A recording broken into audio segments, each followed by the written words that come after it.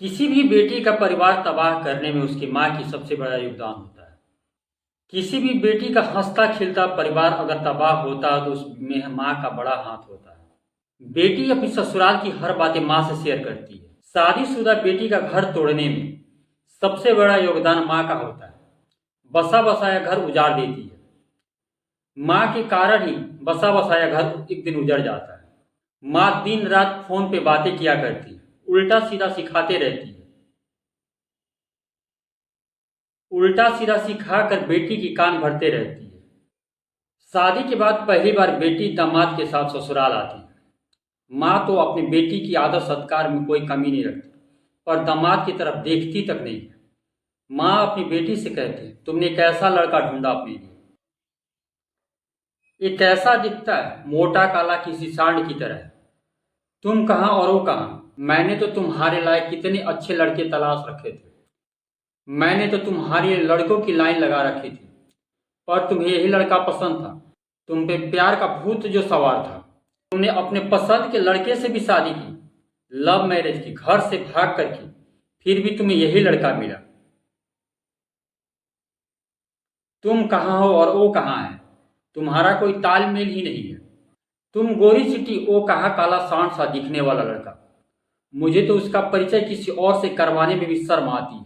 मैं तो किसी से बताती भी नहीं कि ये मेरा दामाद है। पता चलने पर लोग मेरा मजाक उड़ाने लगेंगे। ऐसे भी जो देखता है वो मजाक उड़ा के भी चला जाता है। नमस्कार, आदाब, सत श्री अकाल।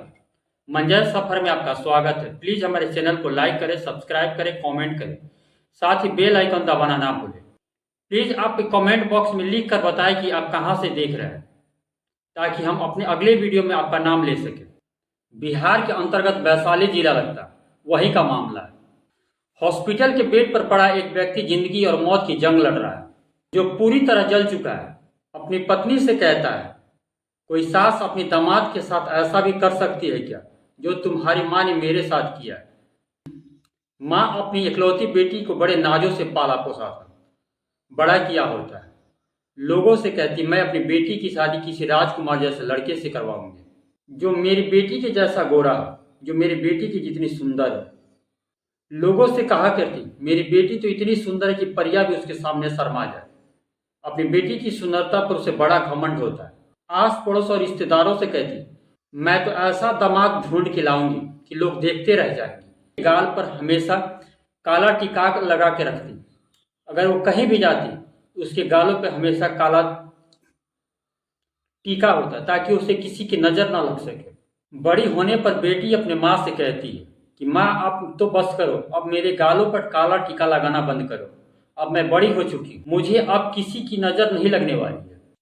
मगर वो तो माँ थी, माँ का दिल कहाँ माने। मगर माँ उसे चुप कराकर डांट कर बैठा देती, कहती कि मैं जैसा कहती हूँ ऐसा तुम करो।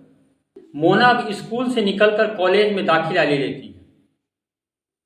कॉलेज में उसकी सुंदरता की चर्चे चारों तरफ होने लगते हैं। कॉलेज में पढ़ते पढ़ते उसे एक लड़के से प्यार हो जाता है।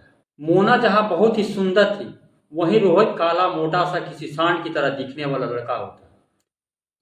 मोना के लिए माँ एक बहुत सुंदर ही लड़की से उसकी शादी के लिए लड़का तलाश कर रही थी, मगर वहीं बेटी को मोटा काला लड़के के प्यार में पड़ जाती है।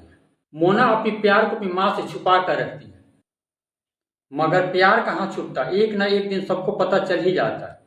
जब पड़ोसी आपस में बात करते हैं कि जिस लड़की के लिए दुल्हा ढूंढ रही थी, जिसे वो अपना दिल दे बैठी, लोग उसका मजाक उड़ाने लगे। जब माँ को ये पता चलता है कि उसकी बेटी एक काले लड़के के प्यार में पड़ गई है, तो माँ और बेटी के बीच में झगड़ा होने लगता है।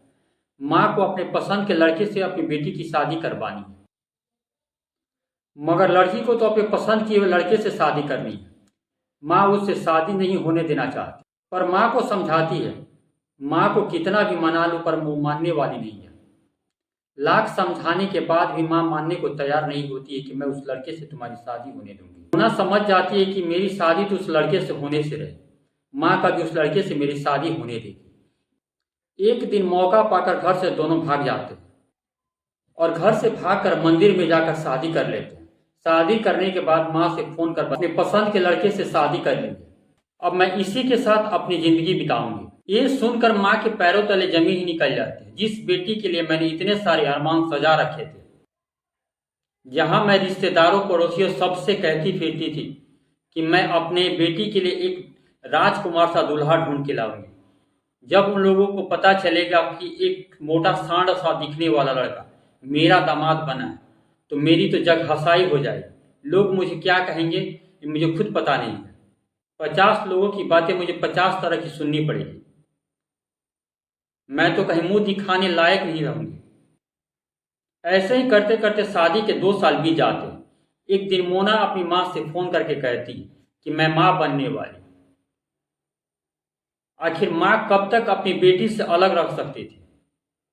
फोन करके कहती है कि तुम और दामाद जी मेरे पास चले आओ। तुम्हारे पास वहां कोई औरत भी नहीं है जो तुम्हारा कोई देखभाल कर सकेगा। मगर माँ के मन में तो कुछ और ही चल रहा होता है। वो अलग ही प्लानिंग करके बैठी है। दिखावे के लिए वो खुद को झुका देती है, बेटी के सामने कमजोर बन जाती है। कहती है कि मैं तुम्हारे प्यार के आगे झुक गई, अब तुम मुझे माफ कर दो। तुम अपने बच्चे को यही जन्म देना मेरे पास। माँ की बातों पर भरोसा करके मोना अपने पति के साथ मायके चली आती है, माँ के पास रहने के लिए, ताकि सही सलामत उसका डिलीवरी हो सके। पति पत्नी दोनों एक साथ माँ के घर आ जाते हैं।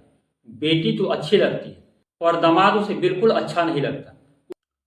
उसका दामाद उसे बिल्कुल पसंद नहीं आता। वो जब भी उसके सामने आता तो अपनी नजरें घुमा लेती। ऐसा लगता है कि वो बहुत ज्यादा गुस्से में है। उसको देखकर उसके चेहरे हरदम लाल रहते। ये दामाद समझ नहीं पाता कि मुझे देखकर ही सासू माँ की आंखें क्यों लाल रहती है। कुछ दिनों के बाद उसे सबके सामने जलील करना शुरू कर देती है, उसका मजाक उड़ाना शुरू कर देती है उसके रंग को लेकर। एक दिन तो कहती है कि तुम्हारे बहकावे में आकर मेरी बेटी ने तुमसे शादी कर ली। तुम कहाँ हो और मेरी बेटी कहाँ? तुमने अपनी कभी सूरत देखी है आईने में? मेरी इस बेटी के सामने तुम कहाँ फिट बैठते हो? तुम्हारे कारण ही मैं अपनी बेटी से 2 साल अलग रही।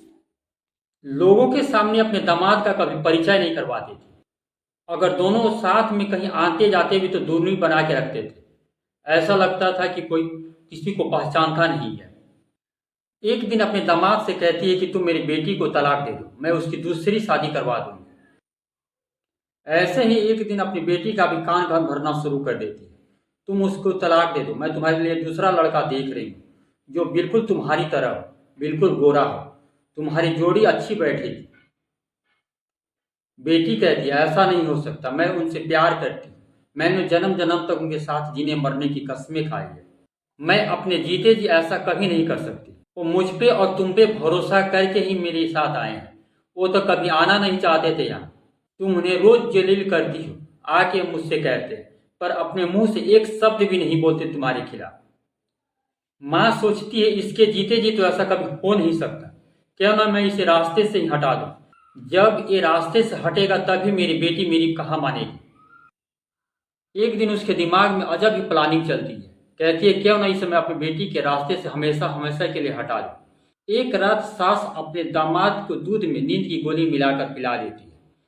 जब वो सो जाता है तो उसे रस्सियों से पहले पलंग पर बांध देती, फिर उसके ऊपर पेट्रोल छिड़क कर आग लगा देती, जिससे वो लगभग 70% जल जाता है। साथ ही बेटी को भी नींद की दवा दे देती है। बेटी भी गहरी नींद में सो जाती है। वो देख नहीं पाती कि मेरा पति जल रहा है। माँ सोचती है कि अगर बेटी जगी रहती है तो उसका विरोध करे, ये कभी होने नहीं देती। बेटी के भी दूध में भी नींद की दवा मिला देती है। बेटी गहरी नींद में सो चुकी होती है। बेटी को कुछ पता ही नहीं होता कि उसके पति के साथ क्या हो रहा है। जब पति की चिल्लाने और धुआं जब बेटी की आंखों में जाता है, जब नाक में जाता है, तो मोना की अचानक ही नींद खुलती है। नींद से उठने के बाद देखती है कि पति तो 70% अधिक लगभग जल चुका है। हॉस्पिटल फोन कर एम्बुलेंस बुलाती है। एम्बुलेंस से अपने पति को हॉस्पिटल लेके जाती है। जब पति से पूछती है कि आपके साथ अचानक कैसे हो गया, तो सारी बातें बताता है कि तुम्हारी माँ ने मेरे साथ क्या क्या किया। पुलिस सास को हिरासत में लेकर जब पूछताछ करती है तो सारी अपनी बातें बता देती है और वो अपना गुनाह कबूल करती है। सास को गिरफ्तार कर पुलिस जेल भेज देती है।